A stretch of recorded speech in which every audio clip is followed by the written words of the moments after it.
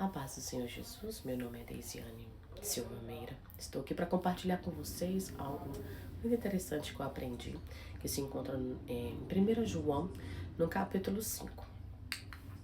E nesse capítulo está falando sobre a certeza da vitória em Cristo e da vida eterna. Nesse capítulo é muito interessante o que João nos apresenta aqui. Ele fala nesse capítulo, que é encerrando, essa carta, nos mostrando que aqueles que nasceram de Deus e vencem o mundo, possuem um testemunho de Deus sobre Jesus Cristo e também podem ter a certeza da salvação. Vamos dividir em pontos. O primeiro ponto: os nascidos de Deus vencem o mundo, que se encontra nos versículos ali de 1 a 5. João aqui, ele ensina que todo aquele que crê que Jesus é o Cristo e nasceu de Deus, o amor de Deus se manifesta através dessa obediência também aos seus mandamentos. Então, primeiro a gente precisa crer e também obedecer aos seus mandamentos. Não é só crer, é necessário também obediência aos seus mandamentos. Os mandamentos de Deus não são pesados para quem o ama, porque o nascimento produz, um novo nascimento, ele produz um coração disposto a obedecer. E a vitória sobre o mundo acontece pela fé em Jesus Cristo. E o versículo onde fala sobre isso, ele diz assim, porque todo o que é nascido de Deus vence o mundo, e esta é a vitória que vence o mundo, a nossa fé, que se encontra no versículo 4. E o que podemos aplicar com isso? A verdadeira fé, ela não é apenas acreditar em Deus, mas confiar e obedecer a Ele. Quando? Diariamente. Diariamente, isso mesmo, diariamente. E o segundo ponto é o testemunho de Deus sobre seu Filho, que se encontra no versículo 6 ao 12. E João aqui, ele apresenta 3 testemunhas, que, me perdoa que eu tô gripada, 3 testemunhas que confirmam quem Jesus é. A primeira delas, a água. O segundo, o sangue. E o terceiro, o Espírito Santo. A água, ela aponta para o seu batismo. Batismo, sim, batismo de Jesus. O segundo, aponta o sangue. Aponta para sua morte na cruz. E o terceiro, o Espírito Santo, confirma continuamente a verdade sobre Cristo. Deus deu testemunho de que Jesus é seu Filho e que a vida eterna está somente nele. De que a vida eterna está somente em quem? Nele, em Cristo Jesus. Aqui existem verdades fundamentais. Não existe vida eterna fora de Cristo. Existe vida eterna fora de Cristo? Não. Uma verdade fundamental que temos que entender isso. E o versículo 12 diz assim: quem tem o Filho tem a vida. Quem não tem o Filho de Deus não tem a vida. É muito simples de entender. Não é nada, o Senhor escreveu nada tão complicado para que nós não venhamos entender. E com o Espírito Santo, ele nos revela também. Mas está muito simples essa passagem. E o que podemos aplicar na nossa vida? A salvação não está em boas obras, religião ou tradição, mas em Jesus. E o terceiro ponto, a certeza da vida eterna. Está no capítulo 13.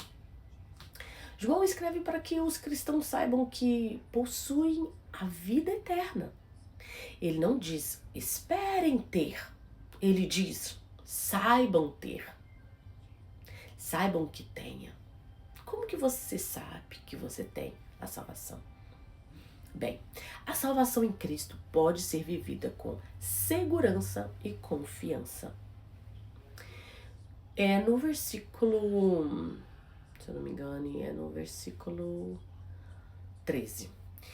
Está dizendo assim, essas coisas vos escrevo para que saibais que tendes a vida eterna. E o que podemos aplicar com esse ensino nas nossas vidas?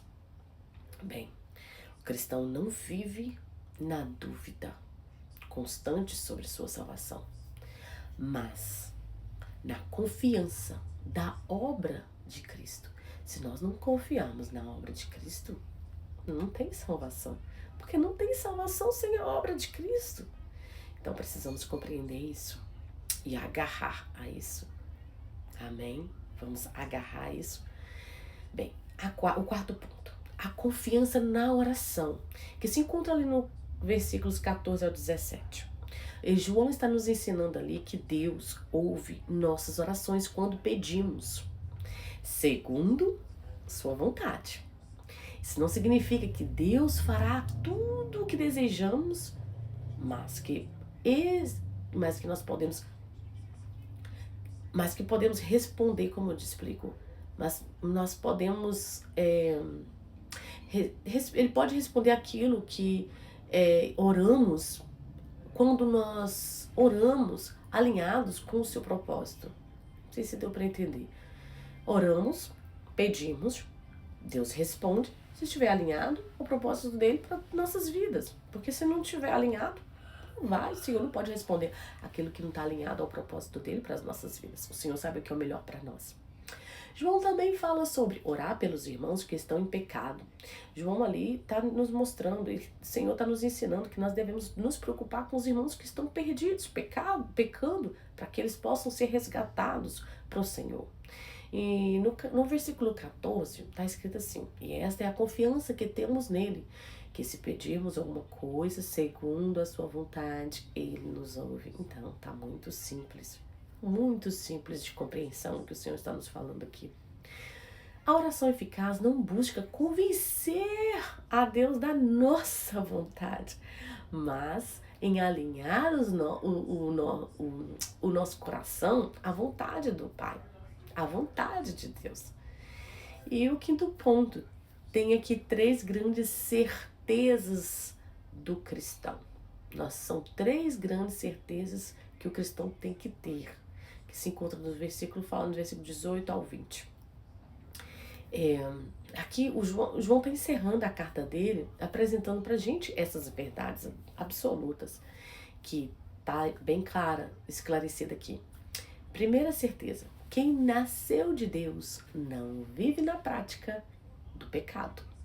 O cristão pode falhar, mas não permanece confortável no pecado. A segunda certeza, somos de Deus. Isso aí, temos que ter essa certeza também, gente. Mesmo vivendo em um mundo onde, influenciado pelo maligno, nós, cristãos, pertencemos ao Senhor. A terceira certeza, Jesus Cristo é o verdadeiro Deus e a vida eterna. Temos que ter certeza disso no nosso coração, convicção. Cristo é a revelação perfeita de Deus. E aqui o versículo diz assim, sabemos que o Filho de Deus é vindo, que se encontra no versículo 20.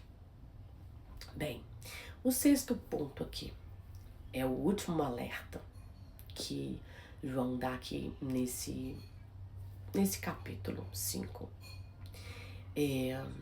Se encontra ali esse último alerta no versículo 21. Bem, João encerra a carta com uma frase curta, mas poderosa. Ele diz assim, filhinhos, guardai-vos dos ídolos. Ídolos? Mas nós somos crentes. Crentes não têm ídolos. Exatamente. Por isso o Senhor nos alerta, filhinhos, guardai-os dos ídolos. Ídolos não é apenas imagem. É qualquer coisa que ocupe o lugar de Deus em nosso coração.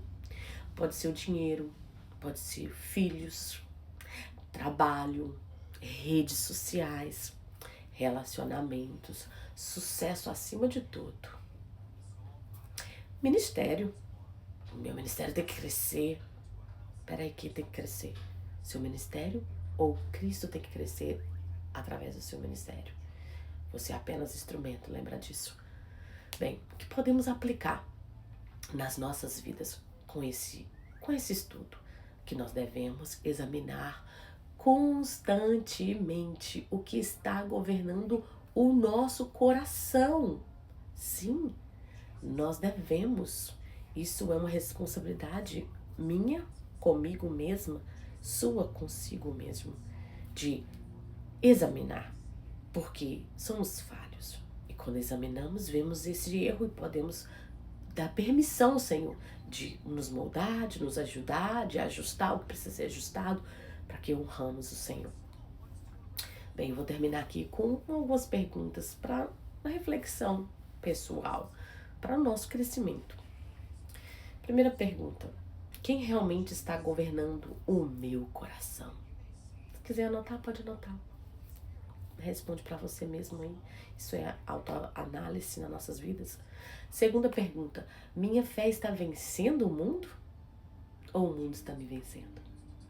A pergunta é: minha fé está vencendo o mundo? E a terceira aqui pergunta: tenho vivido com a certeza da vida eterna? Isso é importante, gente. Isso é importante termos essa certeza. E a quarta aqui: minhas orações estão alinhadas à vontade de Deus? Outra pergunta: existe algum ídolo que preciso remover da minha vida? Tem? E lá no versículo 4 diz assim: porque todo o que é nascido de Deus vence o mundo, e esta é a vitória que vence o mundo, a nossa fé. A nossa fé. Hoje eu estou até aqui com o versículo aqui, com uma palavra, né, aqui em espanhol. Então, quem está em Cristo pode viver com 3 grandes certezas, gente. Ele pertence a Deus, ele possui a vida eterna e vence o mundo pela fé. 3 certezas que temos que ter convicção dela e temos que, amém, nos agarrar a ela. Nos agarrar, porque essas 3 convicções vai nos fazer chegar mais perto do Pai, agradar mais a Ele. Eu espero que eu tenha somado na sua vida com essa simples e rápida reflexão. Que o Senhor abençoe a sua vida. Até o próximo vídeo. Deus abençoe.